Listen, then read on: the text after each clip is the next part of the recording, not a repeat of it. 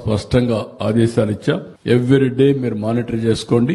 జిల్లాలో ఒకవేళ ఒక షాప్ లో ఉండి ఒక షాప్ లో అవసరమైతే మీరే ట్రాన్స్ఫర్ చేసుకోండి. ఏ ఒక్క రైతు మాకు ఎరువులు లేదనకుండా చూసుకునే బాధ్యత మీది. అదే సమయంలో ఎక్కడన్నా గానీ ఎరువులు లేదంటే నేనే అక్కడికి వెళ్తా, నేను అక్కడ చూస్తా.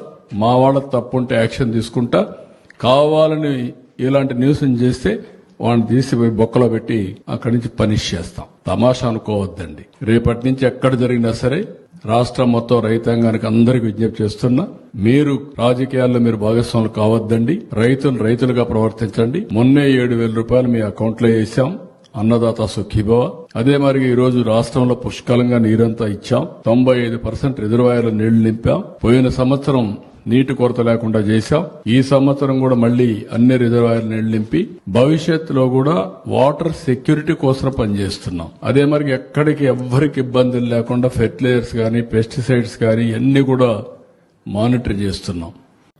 ఇది కూడా డైవర్ట్ చేసి స్మగ్లింగ్ చేసి లేదంటే వాళ్ళ మనుషులను పంపించి ఫేక్ మనుషులు పంపించి గొడవలు చేసే పరిస్థితి వస్తుంది.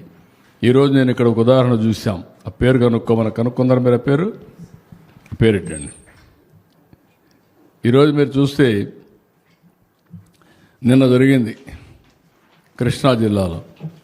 ఎవరు చేశారు? వైఎస్ఆర్ కాంగ్రెస్ పార్టీ.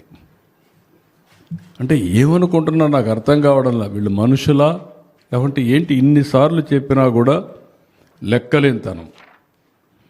ఇతను ఎర్రా వాసు, ఎర్రా రామూర్తి, చీలి వెంకటేశ్వరరావు, కొలాంటేశ్వరరావు ఆ ఊర్లో ఎరువులు తీసుకుపోయి డౌన్లోడ్ చేసి అక్కడి నుంచి పక్క ఊరికి పోతా ఉంటే ఆ లారీని హైజాక్ చేసే పరిస్థితి వచ్చారు. దాని ఒక ఇష్యూ. అంటే అక్కడ పోయి తెచ్చుకోవచ్చు, తెచ్చుకోకుండా కావాలని చెప్పి దీన్ని ఒక ఇష్యూ చేయడం కోసం హైజాక్ చేసే పరిస్థితికి వచ్చారు.